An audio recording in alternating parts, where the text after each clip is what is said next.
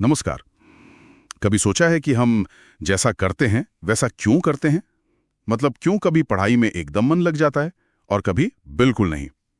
या जैसे दोस्तों के साथ हम अलग तरह के होते हैं और परिवार के साथ एकदम अलग? आज हम मानव व्यवहार की इसी पहेली को थोड़ा समझने की कोशिश करेंगे, खासकर उन पहलुओं पर जो हम स्टूडेंट्स के लिए अपनी पढ़ाई और जिंदगी दोनों को बेहतर बनाने में शायद काम आ सके। तो चलिए शुरू करते हैं ये दिलचस्प सफर। बिल्कुल। और ये जो मानव व्यवहार है ना, ये सिर्फ वो नहीं जो दिखता है, जैसे हाथ पैर चलाना या बोलना। नहीं, इसमें हमारी सोच, हमारी भावनाएं, सब कुछ शामिल है। और ये काफी उलझी हुई चीज है जिस पर कई बातों का असर होता है। इसे समझना एक तरह से खुद को ही समझना है। हाँ, ये तो है। तो शुरुआत कहाँ से करें?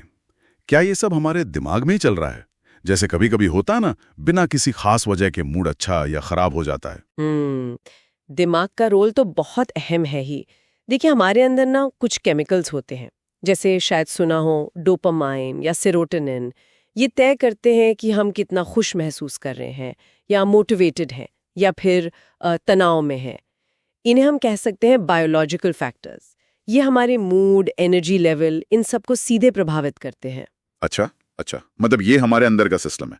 लेकिन बाहर की दुनिया, उसका भी तो असर होता होगा, जैसे दोस्तों का प्रेशर या घर वालों की उम्मीदें। बिल्कुल सही, बहुत सही पॉइंट उठाया। यहीं पर आते हैं सामाजिक और माहौल से जुड़े कारक। सोचिए, जैसे कोई नया फैशन ट्रेंड आता है तो कैसे बहुत से लोग उसे अपनाने लगते हैं। वो एक सामाजिक प्रभाव है। हाँ, होता है। या फिर जैसे करियर चुनते समय परिवार की राय कितनी ज्यादा मायने रखती है, खासकर भारत में। हमारे यहाँ अक्सर समूह को, मतलब परिवार और समाज को, ज्यादा अहमियत दी जाती है। इसे सामूहिकता कहते हैं। अच्छा। ये पश्चिमी देशों के व्यक्तिवाद से थोड़ा अलग है, जहाँ अपनी मर्जी, अपनी पसंद पर ज्यादा जोर रहता है। ये फर्क तो दिखता है। और सिर्फ लोग ही नहीं, हमारा माहौल भी। मतलब हम कहाँ रहते हैं, शहर में या गांव में, पढ़ाई का माहौल कैसा है, हमारी आर्थिक स्थिति कैसी है, और आजकल तो हमारा स्मार्टफोन और सोशल मीडिया का इस्तेमाल। हाँ, सोशल मीडिया तो है ही। ये सब चीजें भी हमारे व्यवहार को बहुत गहराई से ढालती हैं। अच्छा, तो ये हो गए बायोलॉजिकल, सोशल और एनवायरमेंटल फैक्टर्स। लेकिन मनोविज्ञान में इसे समझने के लिए कुछ, क्या कहते हैं, सिद्धांत, कुछ थ्योरीज भी तो होंगी? हाँ, बिल्कुल है। कई अलग अलग नजरिए हैं इसे देखने के। जैसे एक नजरिया है व्यवहारवाद। वो कहता है कि हम मूल रूप से नतीजों से सीखते हैं। मतलब? अच्छा काम करने पर तारीफ मिलती है तो वो काम दोबारा करने का मन करता है। हाँ। और गलती पर डांट पड़े तो उससे बचने की कोशिश करते हैं। रिवॉर्ड और पनिशमेंट एक तरह से। सिंपल है। हाँ। फिर एक और नजरिया है मनोविश्लेषण।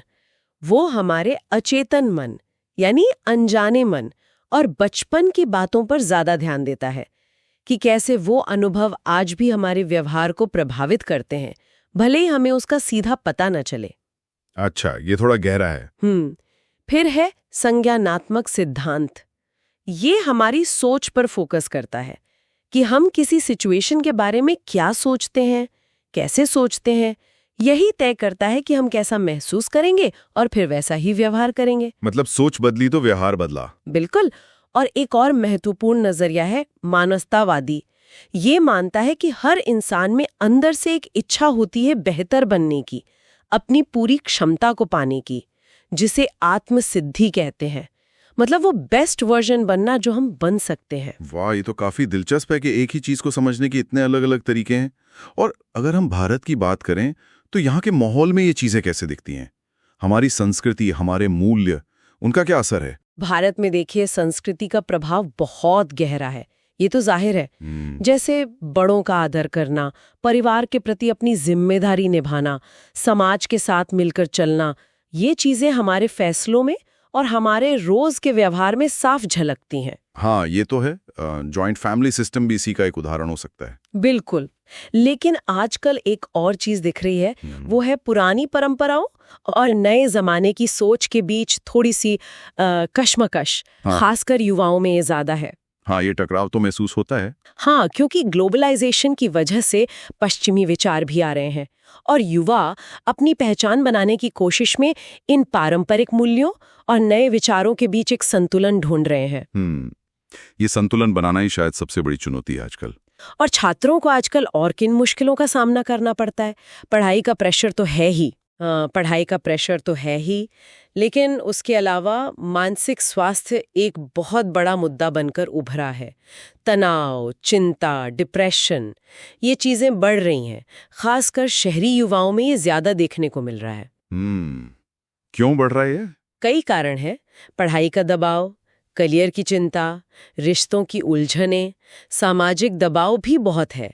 फिर समाज की लड़के और लड़कियों से अलग अलग उम्मीदें, मतलब लैंगिक असमानता, वो भी एक प्रेशर बनाती है। सही कहा। और सोशल मीडिया को तो भूल ही नहीं सकते। दूसरों से अपनी तुलना करना, वो फोमो यानी फियर ऑफ मिसिंग आउट, कुछ छूट जाने का डर। हाँ, फोमो तो बहुत कॉमन है। और फिर ऑनलाइन बदमाशी, साइबर बुलिंग, ये सब भी आजकल की कड़वी हकीकतें हैं जो छात्रों के मानसिक स्वास्थ्य पर असर डालती हैं। बाप रे, ये तो काफी सारी चुनौतियां हो गई। तो इनसे निपटने के लिए क्या किया जा सकता है? कुछ समाधान की ताकत है। स्टिग्मा को कम करना होगा। सही बात है। दूसरा, टेक्नोलॉजी का इस्तेमाल, उसे सोच समझकर और लिमिट में करना जरूरी है। तीसरा, सामाजिक मुद्दे जैसे लैंगिक समानता पर सोचना, उस पर बात करना। और स्कूलों और कॉलेजों में अगर मनोविज्ञान की थोड़ी बेसिक समझ दी जाए, काउंसलिंग की सुविधा हो, तो उससे छात्रों को बहुत मदद मिल सकती है। हाँ, ये बहुत जरूरी है। और हाँ, वो जो हमने संतुलन की बात की थी, परंपरा और आधुनिकता के बीच अपना एक रास्ता खोजना, अपनी वैल्यूज को समझते हुए आगे बढ़ना, ये भी बहुत अहम है। तो कुल मिलाकर देखें तो हमारा व्यवहार कोई एक चीज से तय नहीं होता। ये एक जटिल मिश्रण है। हमारी बायोलॉजी, हमारा समाज, हमारा आसपास का माहौल और हाँ, हमारी अपनी सोच का। और इसे समझना, मुझे लगता है ये हमें खुद को और दूसरों को बेहतर ढंग से जानने में मदद करता है, जो एक छात्र के लिए तो बहुत ही फायदेमंद है, पढ़ाई में भी और पर्सनल लाइफ में भी। बिल्कुल।